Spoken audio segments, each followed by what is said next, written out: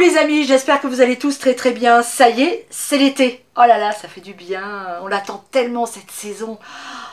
On va pouvoir enfin revivre. J'espère qu'elle sera belle, qu'on aura beaucoup de soleil. Alors, qui dit été, dit apéro entre copains, avec la famille. Et pour faire l'apéro, évidemment, il nous faut toujours des petits crunch crunch à manger. Alors, plutôt que d'aller acheter des cochonneries pleines de sel et de conservateurs au supermarché, je vous propose aujourd'hui de faire une petite recette qu'on pourra déguster à l'apéritif, et on va la faire avec un ingrédient que j'adore, la reine du potager, Milady, pommes de terre. Allez, c'est parti, je vous montre comment je réalise ces petites patates pimentées, parfumées à déguster à l'apéritif. Pour cette recette, il va nous falloir des pommes de terre. Alors on en ramasse en ce moment, elles ne sont pas tout à fait prêtes, mais on en prend, on en chipe quelques pieds pour pouvoir les déguster. Alors quand on ramasse les pommes de terre, très souvent on se retrouve avec des toutes petites patates, hein.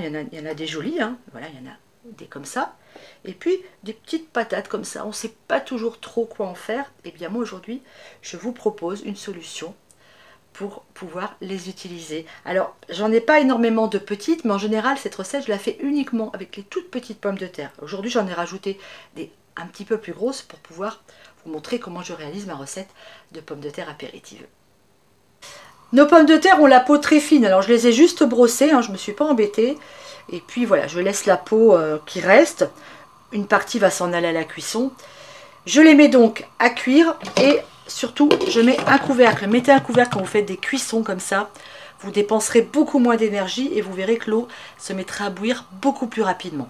Pendant que nos pommes de terre cuisent, on va réaliser notre sauce. Pour ça, il va vous falloir de l'huile d'olive. Ici, j'utilise l'huile d'olive Terra Delissa, mes partenaires. Ici, c'est leur huile spécifique, zéro résidu de pesticides. Vous la connaissez maintenant, vous savez qu'on la trouve dans la plupart des supermarchés et que rapport qualité-prix, elle est formidable. Il va nous falloir de la purée d'ail. Alors la purée d'ail, c'est celle que je fabrique. Vous retrouverez la recette sur la chaîne et vous retrouverez aussi beaucoup d'autres recettes de conserves dans mon dernier livre, Réussir mes conserves maison. Il va nous falloir du sel, de la harissa et de la ciboulette. Je commence par mettre mon huile d'olive. Alors comme on dit chez moi, à vista des nazes, hein. Ça dépend un peu du nombre de patates que vous avez. Ensuite, on va venir mettre une belle cuillerée à café plus de sel, une cuillerée à café de purée d'ail, hein. Voilà, un peu grosse peut-être. Comme ça, c'est bien. On mélange. Bien sûr, si vous n'avez pas de purée d'ail, vous pouvez mettre de l'ail coupé en morceaux. Ensuite, on vient ajouter une belle cuillerée à soupe d'harissa.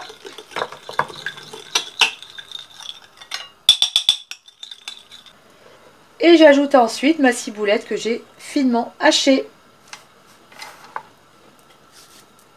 Et ben voilà, il n'y a plus qu'à attendre que nos patates soient cuites. Bien entendu, quand vos pommes de terre ne font pas toutes la même taille, vous faites attention.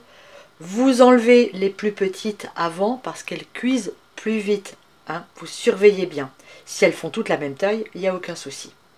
Nos pommes de terre sont cuites. On les égoutte, on les laisse refroidir un tout petit peu et on finit de les éplucher. Qu'est-ce qu'on va faire maintenant? Alors c'est très simple. Comme on n'a pas des pommes de terre de même taille, si on n'avait que des petites patates comme ça, on les met directement entières dans notre sauce. Et comme on en a des plus grosses, et ben on va tout simplement les couper en deux, comme ça, voyez. Attention de les faire cuire de façon à ce qu'elles restent quand même assez fermes. Évidemment, on ne fait pas cette recette avec des vieilles patates, hein. Il faut que ce soit des patates fraîchement récoltées. Voilà, vous les coupez tout en deux et vous venez les mettre dans votre sauce. Alors, on les met dans la sauce tiède. Pourquoi? Parce que les pommes de terre vont s'imprégner de la sauce. Et surtout, ça c'est très important, ne les mettez pas au frigidaire. Vous les mettez tièdes dans la sauce, vous les laissez dans votre cuisine et vous les servez au moment de l'apéritif. Et pour les plus grandes, hein, vous n'hésitez pas. Hop, on fait comme ça. Et on les coupe en 4. On mélange. Et nos pommes de terre sont prêtes à déguster.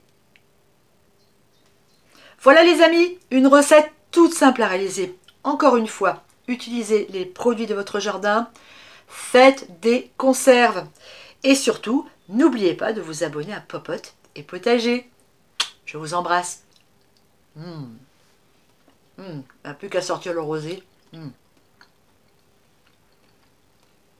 C'est trop bon. Ciao.